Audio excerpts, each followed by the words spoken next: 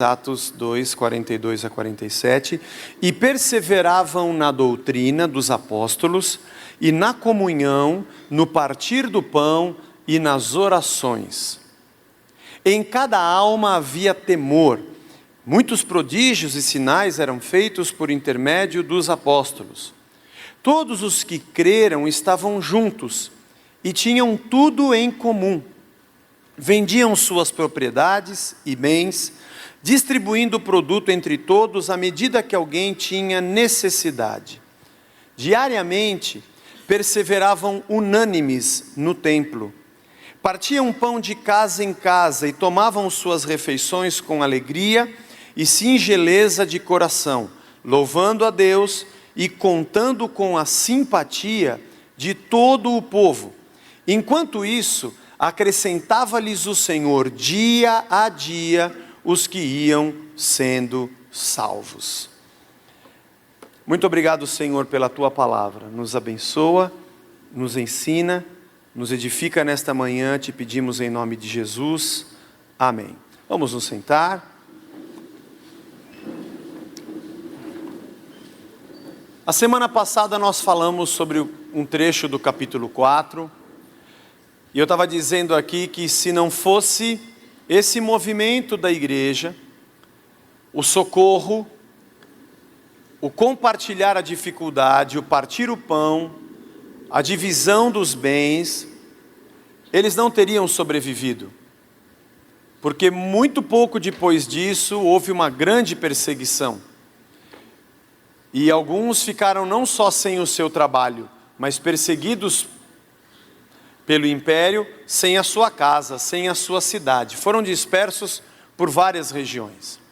A igreja dos primeiros dias foi também uma obra do Espírito Santo de Deus para que o evangelho chegasse até a gente. Porque foi por esses irmãos que se ajudaram uns aos outros. Quem não estava aqui a semana passada, eu até disse que imagine que de repente o Estado Islâmico invada o Brasil e os cristãos sejam perseguidos, como a gente vê na Síria e alguns outros países do Oriente Médio. É muito provável que se nós de verdade formos cristãos, é muito verdade que talvez isso aqui volte a acontecer.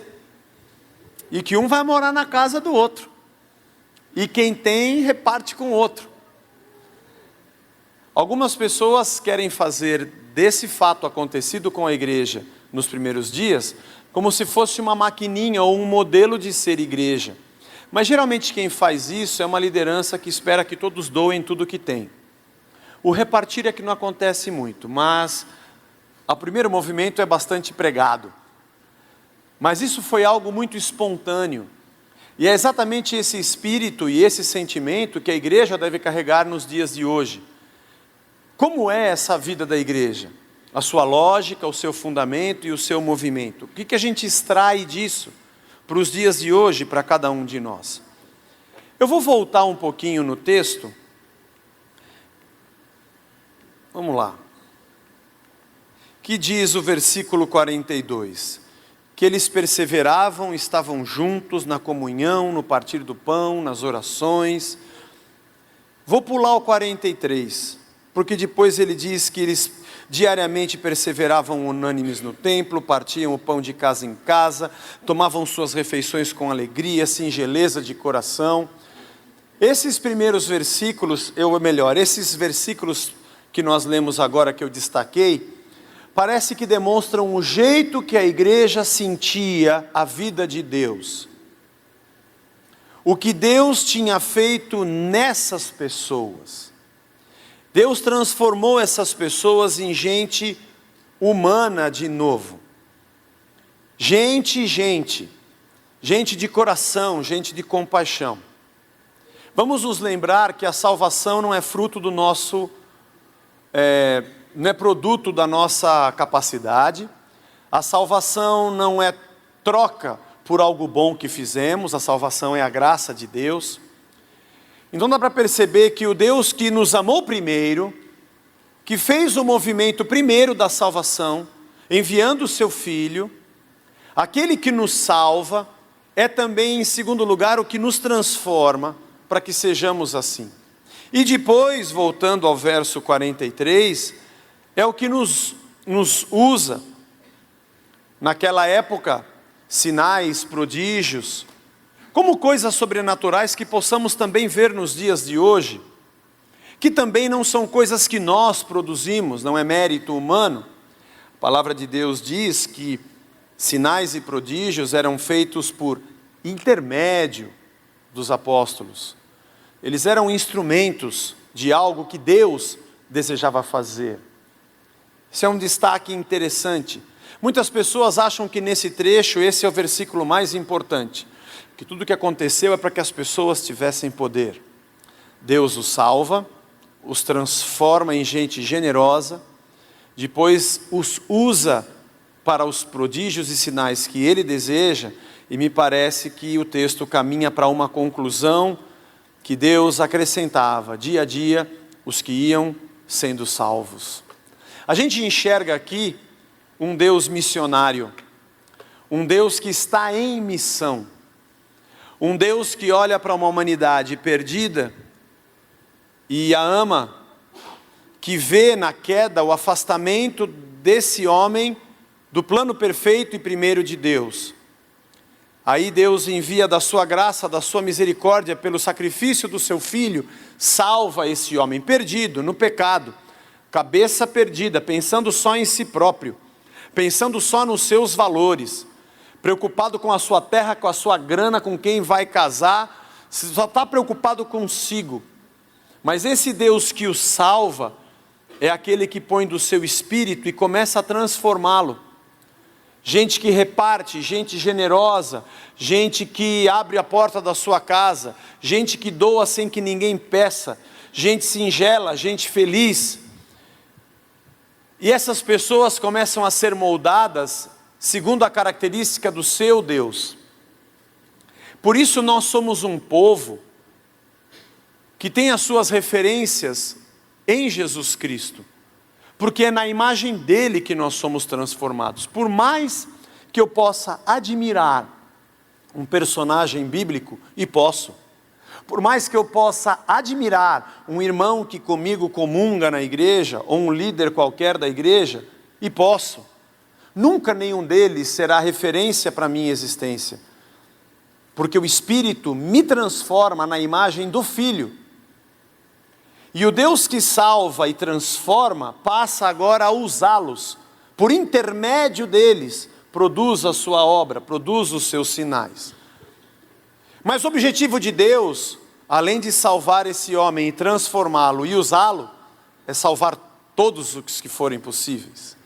Não vamos entrar aqui no mérito de Deus ter a sua onisciência, de Deus já saber previamente tudo o que vai acontecer, quem será salvo, quem não será salvo, Ele enxergar o futuro. Isso não é preocupação nesse momento. Mas de saber que esse Deus que salva, transforma, e por intermédio desse povo, os usa para fazer a sua obra, também traz, porque diz o versículo último que lemos, o 47, que a cada dia o Senhor acrescentava aqueles que iam sendo salvos. Deus salva, Deus transforma, Deus usa, Deus traz gente e acrescenta. E talvez nós deveríamos olhar e falar: Senhor, posso fazer uma pergunta para o Senhor? A gente faz o quê? Eu não se salvo a si próprio. Eu não se transformo. Eu não faço prodígios, e eu não alcanço outros. Foi o Senhor que me salvou, é o Senhor que me transformou, é o Senhor quem faz os prodígios e sinais, é só por meu intermédio, porque eu sou um instrumento. E é o Senhor quem traz e acrescenta os que iam sendo salvos. Olhando desse prisma, por essa perspectiva, desse jeito, falo: Senhor, a gente não faz nada. Tudo vem do Senhor. A resposta talvez esteja em João capítulo 15, quando Jesus diz que eu sou a videira e vós sois os ramos, e todo ramo que está em mim produz fruto, e sem mim nada podeis fazer. A gente começa a concluir que sem Deus a gente não é nada. Por isso Paulo diz que nós estávamos mortos nos nossos delitos e pecados. Sem Deus, ainda que respirando, falando e interagindo nesse mundo perdido, a gente era tudo Walking Dead. Tem jeito de que está vivo, mas não tem vida. Porque a vida não é trabalhar, a vida não é falar, a vida não é produzir. Vida não é comprar coisa ou vender coisa. Vida não é sambar, vida não é só... Isso não é vida. Isso são sinais de um movimento, de um organismo que pode de verdade não ter vida plena em si.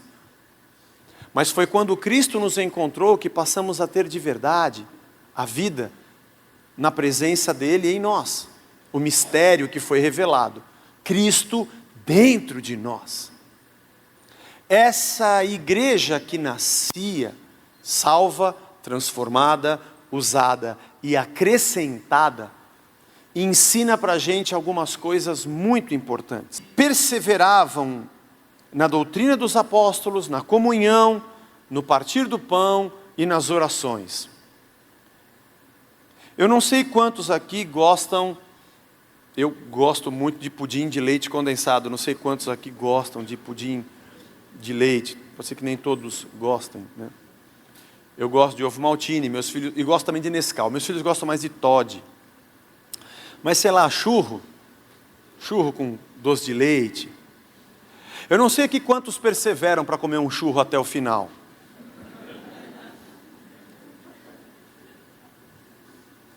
Eu fui em São Pedro, um ano retrasado, e a gente foi numa lanchonete de um cara que é um chefe de cozinha, fez uma lanchonete sui generis lá em São Pedro, e ele tem uma sobremesa que chama divórcio. Eu acho que é porque se pedir um só para o casal, eles vão se separar. Tem que pedir um para cada um.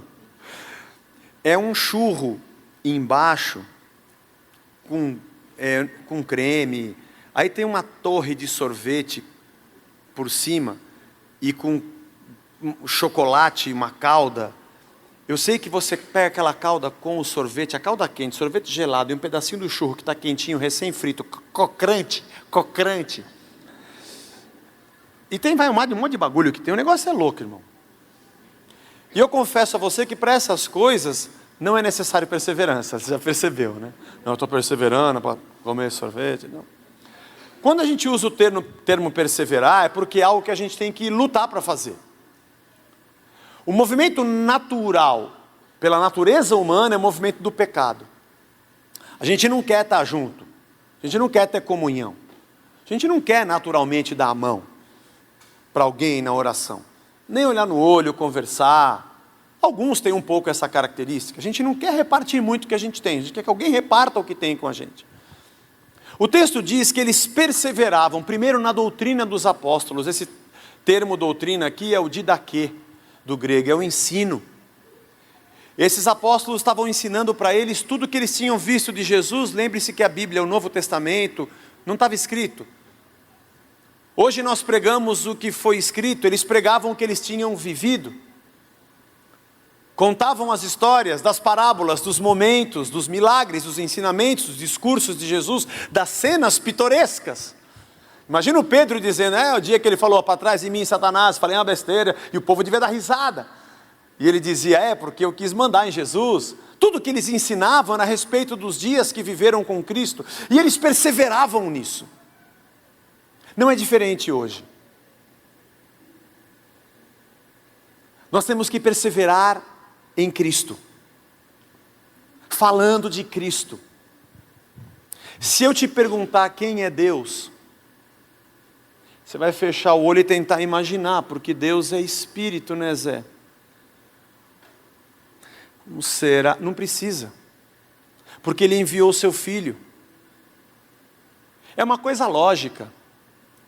Deus não apareceu como um espírito, como um fantasma.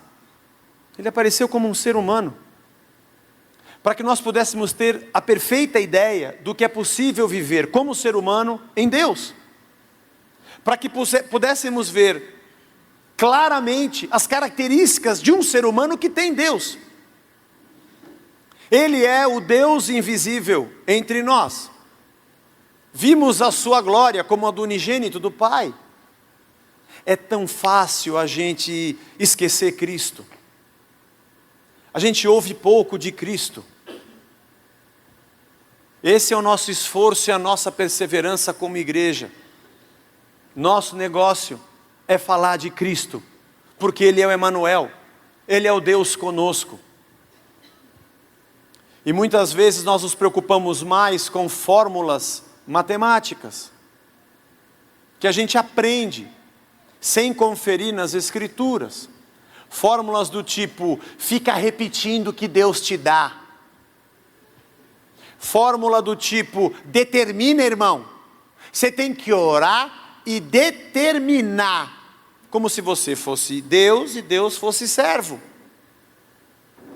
Pregações que enchem o salão de aplausos. Do tipo, você veio aqui hoje para receber algo poderoso e você acha que tem algo poderoso para receber, sendo que o Espírito de Deus, que é o próprio Deus, que é o Todo-Poderoso, já habita em você. E alguém diz, vamos nos reunir e orar juntos, gritando bem forte, toca uma música bem alta, você ora em línguas para clamar ao Espírito. Pera, eu sou templo, Ele habita em mim, como é que eu clamo a alguém que já está dentro de mim? Como é que eu invoco para que desça alguém que habita em mim? Pegamos um texto em que, sei lá, Davi derrubou o gigante e dizemos, e você agora olha para o seu gigante que você vai derrubá-lo. Deixa eu te falar um negócio, irmão, Deus é bom, faz milagres, e é bem provável que você supere coisas muito difíceis na tua vida, pela graça e pelo poder de Deus. Mas tem texto na Bíblia que diz assim, Deus diz, eu sou santo, e eu quero que vocês sejam. Não tenho o que discutir, Ele mandou e eu tenho o que fazer. Não está escrito na Bíblia, Davi venceu o gigante, e o escritor Samuel tenha dito, agora todo mundo na igreja começa a clamar que vai derrubar o seu. Nós é que fazemos essa interpretação de uma história. As coisas que estão escritas, explicitamente dizendo, seja santo, a gente não é. Ame seu irmão, a gente não ama. Reparte com 7, depois com 8 a gente não reparte. Mude a sua mente. Metanoia, a gente não muda. O que é claro e evidente a gente não faz. Mas o que não é claro, Josué deu 7 voltas e a muralha caiu. Não está escrito, todo mundo agora dê 7 voltas no seu, problema é que ela vai cair. Isso não está, mas a gente inventa. E quando Deus não faz, a gente reclama com Ele. Porque gostamos de ouvir pregações que falam o que a gente gosta de ouvir e que nos empurra a um sentimento de conquista e triunfo. E a igreja fica muito cheia com isso. E as pessoas saem felizes porque o pastor profetiza. Deixa eu ver uma coisa boa para profetizar. Nessa crise, vou profetizar que todo mundo vai vencer. E aí você sai feliz daqui. Eu não perguntei para Deus se Ele quer que eu profetize, nem perguntei para você, e nem para a palavra de Deus. Eu só falei porque eu acho que isso vai ser bom. E julgo que isso venha de Deus. E você fica muito feliz com isso. Nós temos que perseverar na doutrina dos apóstolos. É difícil perseverar. Perseverar em que Cristo é o centro da vida, o doador e o Senhor de todas as coisas. Tem que perseverar. E você tem que perseverar em Jesus Cristo. Se você está aqui esperando o prazo para ter resultados nos seus problemas, você veio ao lugar errado. Se você veio aqui com uma lista de pedido de oração para determinar para Deus o que Ele deva fazer, desculpe, você não vai achar isso aqui. Se você veio aqui para tentar aprender alguma fórmula e olhar o que foi que o personagem da Bíblia fez para você estender a espada e fazer igual como se fosse uma mímica para Deus te dar o que Ele teve, desculpe dizer a você que não vai ser aqui que você vai encontrar. Mas se você veio aqui para dizer, eu não consigo ser salvo, nem ao tampouco me transformar, nem produzir coisa alguma e nem converter ninguém, porque tudo é dele, por ele e para ele são todas as coisas, e aos pés de Cristo eu quero derramar a minha vida. Legal, tem um monte de pecador aqui também tentando fazer a mesma coisa, vamos buscá-lo junto, porque Deus quer que perseveremos na doutrina dos apóstolos, em Jesus Cristo. Por isso que é perseverar, porque dá vontade de fazer outra coisa. Eles perseveravam na comunhão, e tem que perseverar. Comunhão é um negócio difícil, irmão, porque a gente é muito diferente. Cada um aqui tem uma cabeça. Sozinho, a gente já tem problema com a gente. Você está cabrunhado hoje, o que foi? Não. O que aconteceu, rapaz? Pô, não me aguento, meu. Eu sou um burro. Você briga com você mesmo. Se colocar outro do lado, ixi. Are you ready? Are you ready? Let's get it on. Virou. Virou briga. E na igreja, irmão, isso aqui é uma panela de pressão. Pastor é o cara que controla o pino, sabe?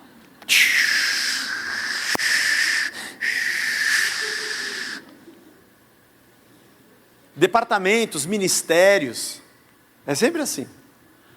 Vira e mexe, alguém torce o nariz. Você tem que chegar, puxar o pino.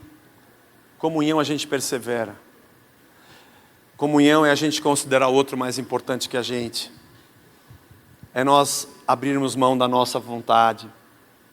Pensarmos no todo e não só no nosso ventre, onde mora o nosso Deus. É a gente deixar de lado os nossos interesses e agir pelo todo.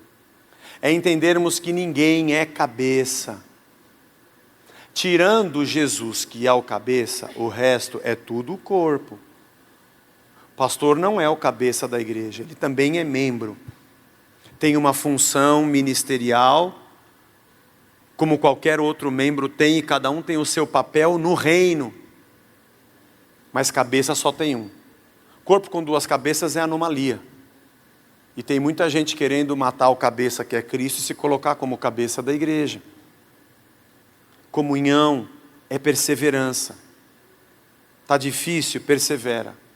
Como a gente tem um movimento muito grande de pessoas que saem de igreja para outras igrejas, gente que vive no gerúndio, está sempre se movimentando, está sempre indo para lá e para cá. E como nós também vivemos uma realidade de mercado, onde igrejas se tornaram balcões e os membros são clientes, o clientelismo é muito grande. Onde você vai? Estou procurando, eu fui em tal lugar, mas estacionamento é ruim, o departamento infantil é legal, o pastor é mais ou menos, a banda toca bem. Então na minha grade de pontuação, essa igreja é nota 6. Pô, eu fui em outra que é muito legal, cara. Pô, é legal, o pessoal é legal, tem umas minas bonitas, só que o pastor sempre fala que a gente é pecador, é umas pregação que abaixa o bico do avião, não dá, meu. Então, eu acho que esse quesito, pregação, mulherada, 10, alegoria, 9,8, e os membros da igreja só nas mesinhas com a cerveja e o guarda-sol anotando os pontos. Pregação, 5. Então esse quesito derrubou a igreja. Não é? Porque a gente não consegue perceber. Nós queremos um lugar que seja do nosso gosto. E não percebemos que igreja somos nós. E nós não somos do gosto de Deus. Precisamos ser transformados. Perseverança na comunhão. Perseverança no partir do pão. Na vida comunitária, que comunga do corpo, que comunga do alimento e comunga da divisão. A palavra utilizada no original tem o sentido também de repartir, o partir como distribuir também. A gente persevera no amor, a gente persevera em estar junto, a gente persevera na ceia. Alguém pode perguntar, Zé, a gente está fazendo tanta coisa boa, ajudando pessoas, mas todo mundo já se salvou? Você acha que vale a pena fazer? Você acha que a gente deve continuar? A gente tem que perseverar em repartir. Deus não me chamou para contabilizar resultados. Ele me chamou para repartir. Não vale a pena porque eu contabilizo resultados. O que vale a pena é ouvir a voz de Deus e ser o que Deus deseja. Porque esse é o meu papel. A gente tem que perseverar em fazer o bem. Perseverar no amor. Você é do tipo de pessoa assim? Sabe, eu não prego mais para aquele cara do meu trabalho. Quanto que eu já evangelizei, ele não se converte. Aí você ficou chateado, porque você se sente desonrado, porque a sua pregação não foi ouvida, porque ele não foi para a igreja, porque o teu cunhado não se converteu, porque o teu irmão não te ouve, porque o teu filho não quer saber, então você cansou de pregar. Porque você se sentiria bem se ele se convertesse, e você então descansaria, porque você está cansado de fazer e não ver resultado. Ainda bem que Jesus não é que nem a gente, porque ainda na cruz, o cara que estava ao lado dele, no último momento, beleza, mais um para o paraíso. A minha alegria não é se alguém se curva ao que eu digo ou não. Minha alegria não é vencer um debate religioso com o cara que é satanista do trabalho, ou espírito, ou seja lá o que for, e quando ele se converter, ele vai se curvar ao meu Deus, e todos no trabalho verão que eu sou honrado. Isso é uma lógica de mercado, de gente que compete e quer se colocar acima dos outros num pedestal. Meu papel é compartilhar Cristo e viver a vida de Cristo. Quer a pessoa creia ou não creia, não sou eu quem faz a obra, é Ele. Aliás, Ele me salvou, Ele me transformou, é Ele quem me usa, é Ele quem atrai, é Ele quem salva. Temos que perseverar em ser igreja, perseverar no partir do pão, perseverar nas orações, perseverar na nossa unidade de buscar a Deus. E nesse ponto também é perseverança. Eu já disse aqui, vou repetir uma vez aqui no estudo de quarta-feira, falando sobre oração, aliás, foi antes de falar sobre oração, mas pregando esse texto, eu falei a respeito de que nós não conseguimos controlar a vontade de Deus. Ele é Senhor, Ele nos ouve, Ele é misericordioso, mas nós não podemos comandá-lo. E que há muitas situações em que você clama, ora a Deus, e Deus tem um outro caminho. É por isso que Jesus ensinou a gente a orar: seja feita a tua vontade, assim na terra como nos céus. E que talvez a gente chegue à conclusão de que a melhor coisa que a gente tenha é a vontade de Deus, apesar de a gente achar que a nossa felicidade é ver Deus cumprindo a nossa. Mas a gente percebe que a maior vitória da oração é quando a gente ajoelha e se levanta derrotado. Porque eu cheguei a Deus com todos os meus projetos e Ele me derrotou.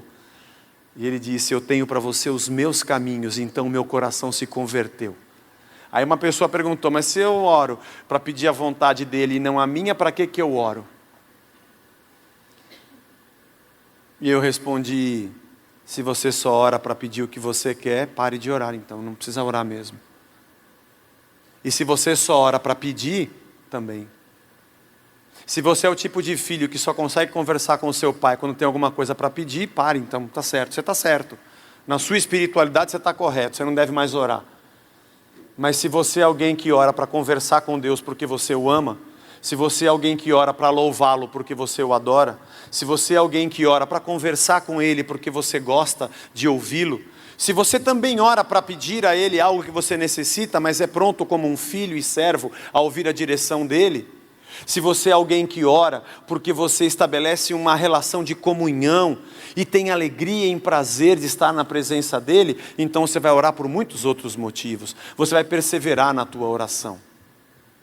Aliás, nós vamos fazer o domingo da igreja perseguida, nós apoiamos a missão Portas Abertas, oramos pela Coreia, oramos pela China, oramos o ano passado e oramos esse ano pelo mundo islâmico, por perseguição a cristãos, por igrejas que sofrem. Você me pergunta: até quando a gente vai orar? Enquanto a gente tiver fôlego. O dia que a gente morrer, a gente vai estar na glória, vai ver a eternidade. Mas nós vamos perseverar na oração. Porque essa é a igreja de Cristo, é aquela que vive em comunhão com o Senhor. Oração não é maquininha de resultado que a gente tira do bolso quando precisa de alguma coisa e ora o que a gente quer e pede o que a gente quer e no final coloca a frase em nome de Jesus. E porque colocamos esse nome, Deus é obrigado a dar o que a gente quer, porque Jesus falou que tudo que pedirdes em meu nome, Deus vai fazer. Tá vendo? Eu cheguei para Deus, eu queria um iate assim, que Deus mudasse a lei para poder a bigamia, ter as duas morenas, e eu coloquei em nome de Jesus, mas Ele não fez, pô.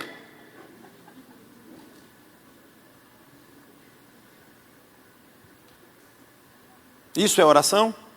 É para isso que serve o nome de Jesus? É como se eu chegasse aqui e dissesse: irmãos, nós temos um congresso e o Barack Obama iria discursar nessa manhã, está todo mundo aqui pronto para ouvir o Barack Obama, mas ele não pôde vir. Então eu vou falar em nome dele. Ele mandou o discurso e eu vou falar em nome dele. E pode crer que isso aqui é o que o Barack Obama está falando. Eu não posso chegar aqui e dizer: o Barack Obama não veio, então eu vou discursar. E eu falo o que eu quiser e no fim coloco assinado Barack Obama. Não posso fazer isso. Para eu falar em nome dele, eu tenho que falar tudo o que ele falaria se estivesse aqui. Orar em nome de Jesus não é pedir o que você quer e colocar o nome dele. É você pedir para Deus tudo o que Cristo, na comunhão do Espírito, pediria ao Pai se ele estivesse aqui. E vou garantir a você que a maioria das vezes não seria o que você pediria. Mas é comunhão, é perseverar na comunhão com Cristo, é perseverar na palavra, é perseverar na unidade, é perseverar na vontade dEle. É ser cheio da vontade dEle e diante do Pai, orar como se Cristo estivesse ali orando. E é por isso que a nossa oração é atendida, porque não é mais a nossa vontade, mas é Cristo vivendo em nós. Diz a palavra que eles perseveravam unânimes no templo, eles tinham um só coração, lembra? O tema da semana passada era o coração e a alma do povo. Isso durou algum tempo, porque depois o templo foi destruído no ano 70, nas casas eles continuavam perseverando como templo, como igreja. Juntos. Isso não é obrigação de ir para a igreja. Você não vem à igreja porque você é obrigado, porque é debaixo de uma cobertura espiritual, e se faltar um domingo, perde a bênção no final do mês. Você não vem para não quebrar a corrente da campanha, que isso não presta, da maldição. Não é isso que você vem para a igreja por isso. Você vem porque você persevera na unidade, no amor. Porque aqui nós juntos somos corpo em adoração a Deus, e somos edificados assim, somos ligados uns aos outros, senão seríamos apenas um auditório de indivíduos, mas não um único corpo. A igreja perseverava nessa unidade. Diz a palavra que eles trocavam as suas refeições e faziam as suas refeições com alegria, eles tinham prazer nisso. Igreja não é lugar que as pessoas são obrigadas, não é lugar que você frequenta porque você não pode faltar, porque os outros vão encher a tua paciência, porque você tinha uma escala para cumprir naquele dia. E é óbvio que a gente tem escala de trabalho, está tudo certo, tem que acontecer, a igreja funciona assim. Mas eu já vivi situações em que você falta um dia, dois, porque você perdeu a perna num acidente, e quando você chega de muleta, o cara vem dar bronca porque você não veio, deve ter perdido a bênção, viu? O diabo vai te matar porque você não veio naquele dia para trabalhar com a gente, e nem percebeu que você está de muleta e que você perdeu a sua perna. Ele tem muito mais amor pela tarefa e pelo trabalho do que por você. Você, na verdade, é apenas vai perder o seu lugar, viu? Vai perder o seu ministério porque você faltou. Ele não está preocupado com você, com a sua vida, não há amor em você. Está preocupado com o trabalho, com a atividade de uma instituição que se incha com tudo que as pessoas produzem e se desgastam para produzir. Você é apenas mais um sugado. Você é mastigado como um chiclete. Quando fica duro e perde o gosto, cospem e pisam em cima de você, e você ainda gruda no pé deles ainda. Esse é que é o pior, porque você não quer que te abandonem, porque você está saindo debaixo da bênção, você está perdendo o que você nunca teve.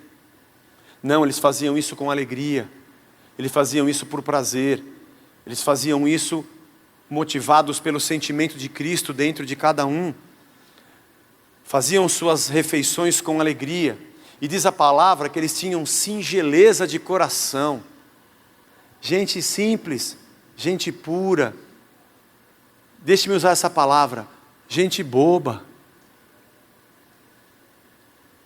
Gente boba, no bom sentido da palavra. Porque é gente boa, é gente que não pensa o pior. Há pessoas que vivem com a teoria da conspiração, né? Tá aquele irmão ali, ó. Aquela camisa que ele está usando, você sabe, né? Uma vez que eu fiz um show com o Resgate, eu usei uma camisa que eu achei muito legal e comprei, que tinha uma letra de uma música do John Lennon nas costas, com uma frase dele aqui, All You Need Is Love, e com o símbolo de Woodstock, dos hippies, né? E eu fui fazer um show, era um evangelismo, né? E quando acabou o show, uma pessoa veio falar comigo e falou, olha, muito legal, gosto muito do Resgate e tal. Tá, falou um monte de coisa. Aí eu falei, lá vem. Quando a pessoa elogia muito, lá vem. Você espera. Espera que lá vem. E ela falou assim, mas sabe de uma coisa? Essa camiseta, você sabe o que é esse símbolo? E a gente ia respirar 2 vezes, 10. E eu falei assim para essa pessoa, você acha mesmo que tem um demônio que mora dentro desse risco? É um espírito em forma de grafite ou de tinta acrilex, que se você fizer esse risco no seu caderno, ele entra naquela folha, arranca e joga fora. Você acha que o demônio habita nessas coisas? E porque eu pus essa camiseta e não fiquei assim, eu deixei o tecido encostar na minha pele, pela hipoderme, derme, ultraderme, berne, que é o bicho que entra pela hipoderme, pela derme e pela extraderme. Que esse capiroto pulou pelas minhas células e logo estará no meu coração e na corrente sanguínea.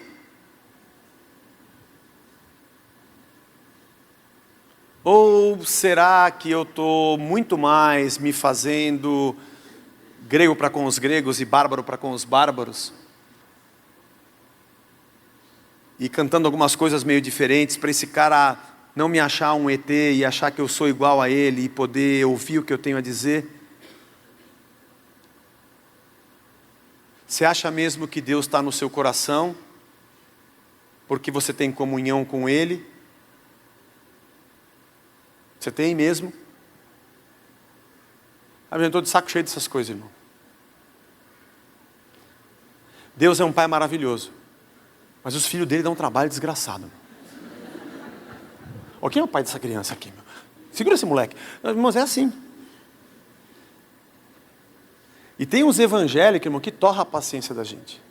E pelo fato de eu ter vivido muito nesse meio, e ter ficado bem cheio, eu saí para falar, chega, não aguento mais esse negócio.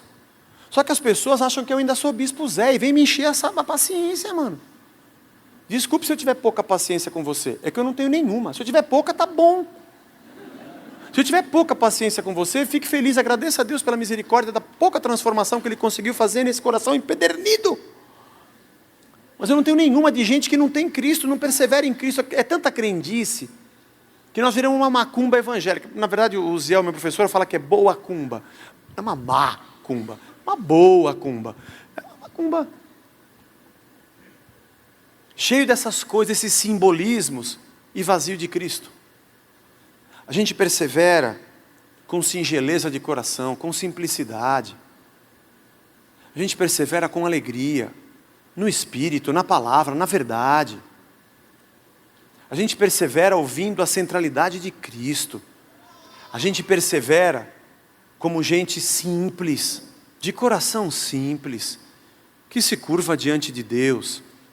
Gente fácil, gente de cara boa. Gente que não fica fazendo leitura dos outros pela roupa que veste, pelo jeito que anda. Gente que olha com os olhos de Deus. Se os teus olhos forem bons, você vai estar no claro. Mas se tiver esses olhos cheios de mentira, de falsidade, de uma religiosidade distorcida, vai ser umas trevas que você não vai suportar. Cristo transformou esse povo. Cristo usou esse povo. Mas eu quero encerrar essa mensagem com as 2 últimas frases. Contavam com a simpatia de todo o povo. Louvando a Deus e contando com a simpatia de todo o povo. Enquanto isso, acrescentava-lhes o Senhor dia a dia os que iam sendo salvos. E assim eu encerro. O que me deixa triste, irmão, é que o Evangelho é uma coisa tão incrível. A vida de Deus e a vida da igreja é a vida que todo mundo deseja. A sinceridade do cristão, a voluntariedade, o amor, a compaixão, é o que o mundo inteiro busca. Aprender de Deus, viver com Ele, e a coerência das coisas dEle é o que todo mundo procura. Mas vai você sair por aquela porta e convidar alguém para ir na igreja, com toda a razão, ninguém quer ir para a igreja, ninguém quer ser cristão, porque o povo está cheio de igreja. O povo ele tem certeza que ele vai entrar aqui, a gente vai arrancar o dinheiro dele. Ele tem certeza que vai entrar aqui e vai ter alguém aqui fazendo um discurso para fanatizar as pessoas. Ele tem certeza que vai ter alguém que vai arrancar a razão dele e colocar a goela abaixo um monte de dogmas, separando ele da família, tornando ele um chato de galocha, porque ele trabalha com meia dúzia assim, porque ele troca canal de televisão e passa por essas coisas. E a igreja cai na desgraça do povo. Se tem uma dor que eu carrego e peço perdão a Deus por todas as imbecilidades e idiotices que eu já falei e já fiz, e contribuí com esse sistema doente, só o Senhor para ter misericórdia. E como eu disse a você, eu tenho que todo dia cair de joelho e agradecer a Deus pela oportunidade de entrar por essa porta toda semana e poder ainda ter a graça de continuar falando de Cristo. Porque se não fosse por Deus, talvez eu não merecesse. Mas o que me dói é ter acordado e olhar o estrago. O estrago de gente que não tem simpatia com a igreja. Que você sabe quando você fala a respeito de Cristo para alguém. Ele já sabe tudo. Ele tem todas as teorias para te rebater. Porque ele já ouviu todas as besteiras. Aliás, ele já foi de igreja. Pior do que ele ter ouvido, ele ter sido de uma. E já foi tão esfolado, machucado, chutado, enganado, robotizado, dogmatizado, idiotizado, sugado, usado e abusado, que ele quer ver o diabo e não quer ver Deus. Isso eu tenho com uma tristeza dentro de mim. E eu quero compartilhar com você, igreja. Nós somos uma igreja em formação. Esse é o tipo de mensagem que, na minha opinião, serve para a gente aqui. Serve para nós. Isso aqui é para nós aqui, Casa da Rocha. Nós temos uma chance, irmãos. Nós temos uma chance muito boa da gente perseverar e brigar contra essas coisas, da gente lutar contra isso, que todo dia vai querer entrar no nosso meio, de lutar, de perseverar em torno de Cristo, para que de alguma forma, quem está ao nosso redor e nos conheça, não por nós, não para a nossa glória, mas por Cristo e pelo que Ele fez na cruz, possam ter simpatia, falar legal. Pode parecer uma coisa antagônica, um paradoxo, maluco, mas alguém dizer, eu não gosto, eu odeio esse negócio de igreja de crente, mas eu vou lá na Casa da Rocha, porque lá não parece igreja.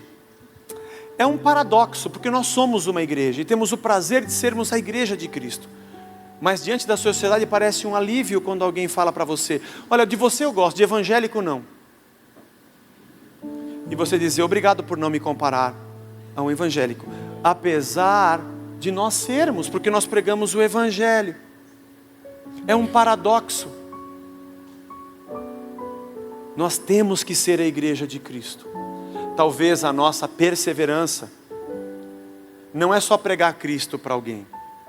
A gente tem que pregar para Ele o que a igreja não é e pregar para Ele o que Cristo é. mas o caminho mais curto é o que está aqui. Vamos respirar e viver o que o Espírito diz e faz com a igreja. Deus vai acrescentar a cada dia os que vão sendo salvos. Não serão sistemas ou formulinhas para multiplicar a igreja, porque quem faz isso é o Espírito Santo.